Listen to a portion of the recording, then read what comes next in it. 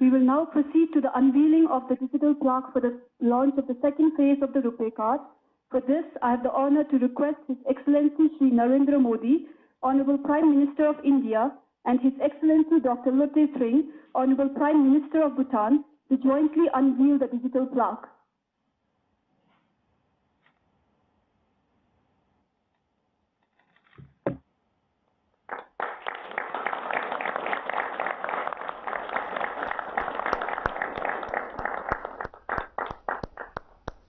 सभी भारतीयों की तरह मेरे मन में भी भूटान के लिए विशेष प्यार और मित्रता है और इसलिए जब भी आपसे मिलता हूं एक खास अपनेपन की अनुभूति होती है। भारत और भूटान के विशिष्ट संबंध, हमारी विशेष मित्रता न सिर्फ दोनों राष्ट्रों के लिए अमूल्य है, बल्कि विश्व के लिए एक बेजोड़ उदाहरण भी है। पिछले वर्ष मेरी भूटान यात्रा अनेक स्मृतियों से भरी पड़ी है। एक प्रकार से एक एक मिनट कोई न कोई नई घटना, नया उमंग, नया उत्साह, वो यात्रा अपने आप में बहुत ही यादगार थी। हमने अपने सहयोग में डिजिटल, अंतरिक्ष और इमर्जिंग टेक्नोलॉजी जैसे नए क्षेत्रों को शामिल करने के लिए महत्वपूर्ण पहल की थी।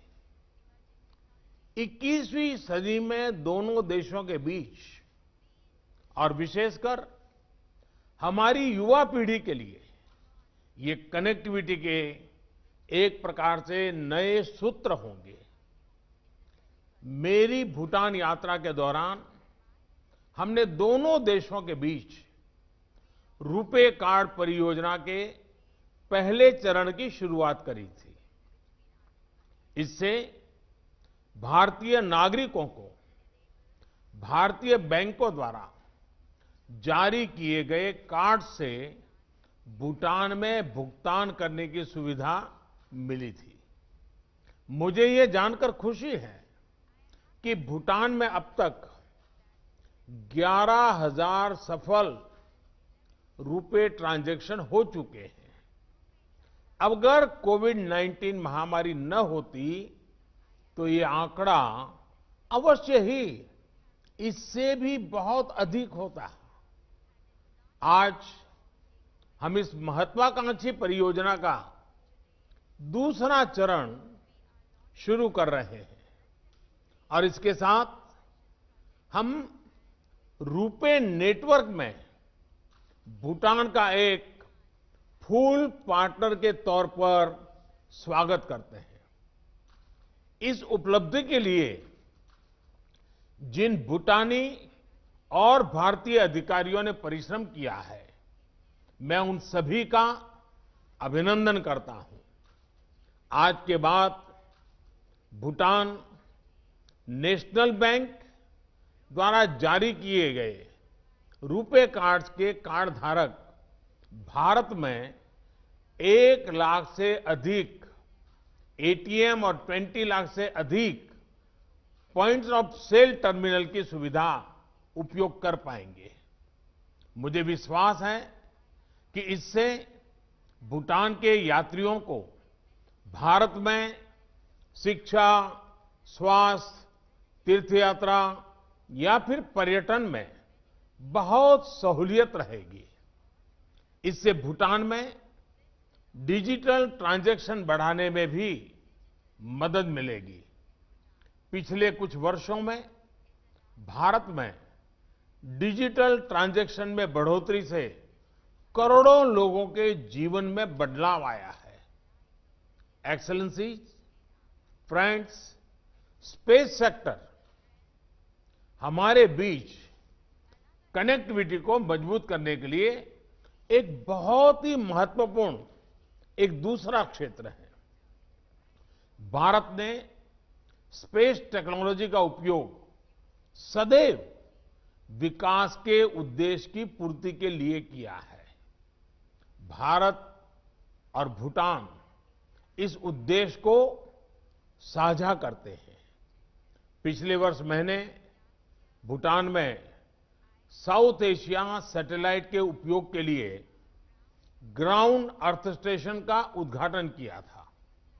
मुझे खुशी है कि इस स्टेशन की मदद से भूटान ब्रॉडकास्टिंग और डिजास्टर मैनेजमेंट के लिए साउथ एशिया सैटेलाइट का और प्रभावी उपयोग कर पा रहा है। कल हमने peaceful usages of outer space में सहयोग बढ़ाने के उद्देश्य से एक फ्रेमवर्क दस्तावेज पर हस्ताक्षर किए।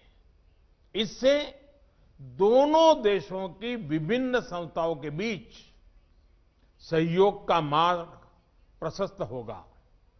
भारत ने हाल ही में अपने अंतरिक्ष क्षेत्र को प्राइवेट एंटरप्राइज के लिए खोला है। बहुत बड़ा रिफॉर्म किया है। इससे कैपेसिटी, इनोवेशन और स्किल्स को बढ़ावा मिलेगा। मुझे इस बात की विशेष खुशी है कि अगले साल इसरो द्वारा भूटान की सैटेलाइट को अंतरिक्ष भेजने के लिए काम तेजी से चल रहा है।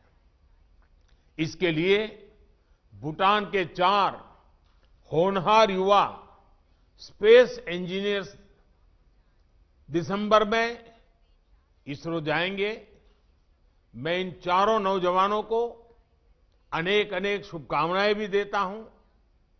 मैं जानता हूं कि हिज मैजेस्टी भूटान नरेश अपने देश के विकास में स्पेस टेक्नोलॉजी का उपयोग बढ़ाना मन से काफी इच्छा भी रखते हैं और उसको प्रोत्साहन देते हैं और उनका अपना एक विजन है। उनके इस विजन को साकार करने के लिए भारत अपना अनुभव और अपनी सुविधाएं साझा करने के लिए पूरी तरह तैयार रहेगा। इसी तरह भूटान में एक ICT enabled knowledge based society, इसका निर्माण करने के उद्देश्य का भी हम पूरी तरह से समर्थन करते हैं। मैं भूटान के लिए 3rd इंटरनेशनल इंटरनेट गेटवे उपलब्ध कराने हेतु बीएसएनएल के साथ एग्रीमेंट का हृदय से स्वागत करता हूं।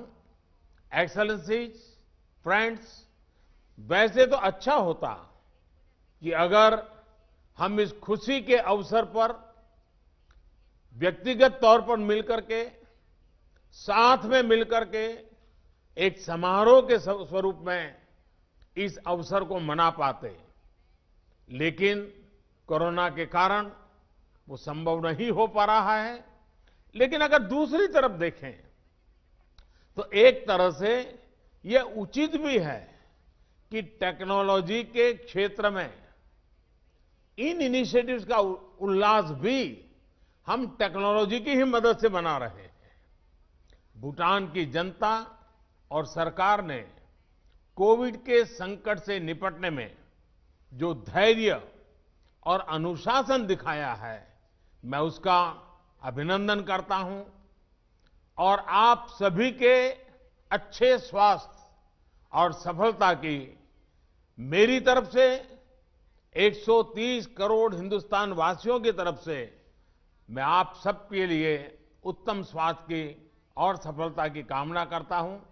मैं आपको विश्वास दिलाना चाहता हूं कि इस कठिन समय में हम भूटान के साथ खड़े हैं और आपकी आवश्यकताएं हमारे लिए सदैव उच्चतम प्राथमिकता रहेगी। आप सबका फिर से एक बार बहुत बहुत धन्यवाद और रॉयल फैमिली के उत्तम स्वास्थ्य के लिए भी प्रार्थना करते हुए ताशी देलक।